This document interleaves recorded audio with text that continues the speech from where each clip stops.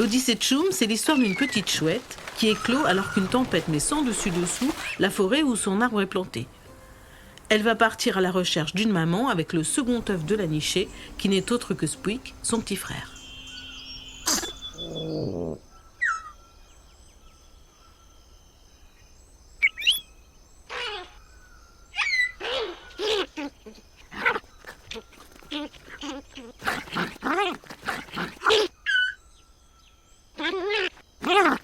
Je commence généralement par faire un prédécoupage, donc c'est des croquis sur un carnet.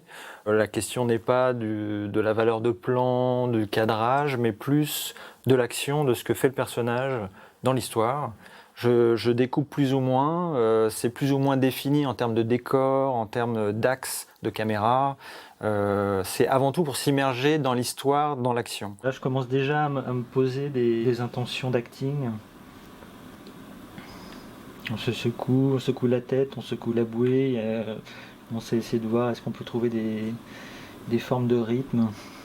Et après, je fais ce qu'on appelle une animatique sur l'ordinateur. On commence à découper par plan ce qui va se passer dans le film. Ça nous permet de mettre en place le rythme du film, où on peut commencer à placer du son, faire beaucoup plus de dessins, ça bouge beaucoup plus, il y a des mouvements de caméra, et ça commence déjà à être une sorte de maquette de film. C'est un travail qu'on fait avec Claire. Dans la continuité de l'écriture, on monte l'animatique. Je dirais que pour moi, c'est ma phase préférée dans un film, c'est la phase la plus créative en tant que metteur en scène. On commence à être on est dans le langage narratif à l'image et on peut tester plein de choses sans se soucier et du budget et des contraintes techniques. On est avant tout vraiment dans les enjeux narratifs.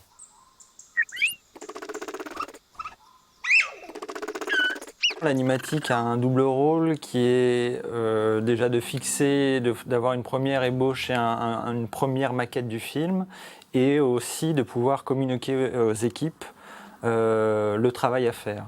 Là, c'est un travail qui a pris un certain temps. Je pense que j'ai dû passer peut-être 6 ou 7 mois sur cette animatique. Je pense. Et elle est très développée pour un 26 minutes. Il y a des plans qui sont très animés, voire complètement animés. C'est vraiment exactement ce qu'on va retrouver à l'animation, sauf que ça sera remis au modèle, mis en couleur. L'animatique a aussi ses mouvements de caméra assez aboutis, ce qui permet de définir pour les décorateurs la longueur des décors, la séparation des niveaux, si on a besoin d'avoir des effets de parallaxe. Alors les effets de parallaxe, c'est créer de la profondeur à partir de décors 2D. C'est-à-dire on a différents éléments qui créent le décor, et après on peut faire glisser ces éléments pour créer une sensation d'espace et de profondeur. Donc ça, c'était des éléments qui étaient déjà esquissés à l'animatique, et ce qui a permis d'aller plus vite en fabrication. On a ce souci-là parce qu'on est quand même dans une économie réduite. On a des ambitions artistiques qu'on essaye de garder et qu'elles soient de qualité.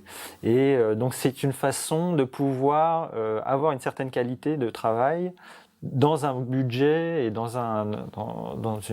des délais de fabrication maîtrisés et raisonnables. Les premiers tests d'anime m'ont permis d'appréhender le personnage de Choum. Choum marche comme un pingouin. Ce qui m'intéressait dans le pingouin marche un peu comme un bébé, c'est-à-dire emmène tout le corps pour emmener chaque pied. Et il y a tout le ventre qu'emmène le pied, et ça, je trouve ça adorable.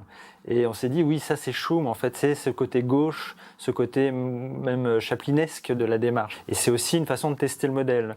Entre ces premiers tests d'anime et le modèle définitif, il y a eu une refonte, c'est-à-dire que on a un petit peu miniaturisé, on l'a rendue encore plus petite qu'elle ne l'était sur les premiers tests d'anime. Donc c'est aussi tester le modèle.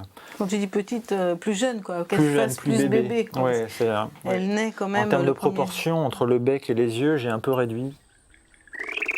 La création de personnages, moi ce que j'aime bien faire, c'est vraiment que ça soit consécutif à l'animatique.